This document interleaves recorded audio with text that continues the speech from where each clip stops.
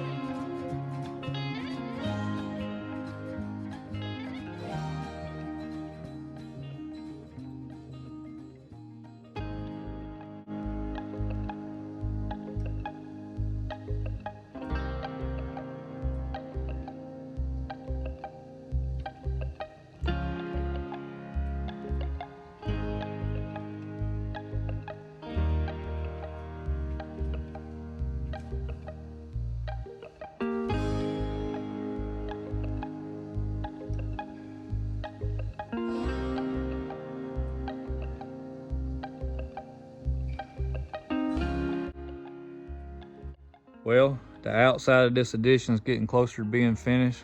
We still got to pick up some cattle panel to fill in our railing. And I have the metal, I just got to cut it and put it up that corner right there to trim that out. But we got what we wanted done. We got the steps on so we could tote the drywall in. And we didn't use traditional stringers. If you look at this video, you'll see that. What we did was use stuff that we had and bought as minimum amount of new stuff to go along with it, and they're just as strong. Normally I use stringers. Like I say, anytime we can be a good steward of what the Lord gave us, do a little cheaper, we will. These treads are made out of, they're treated corral boards. So some we had laying around left over from something else.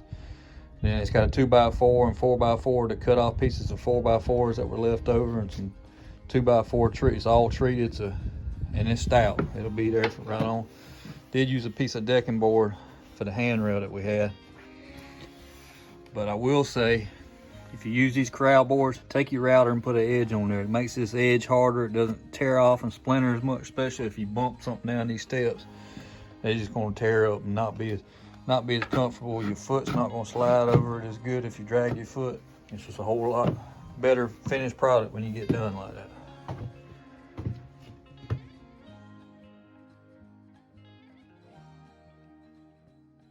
Thank you for watching today's video. Hope you enjoyed it. Please like and subscribe and follow us on social media.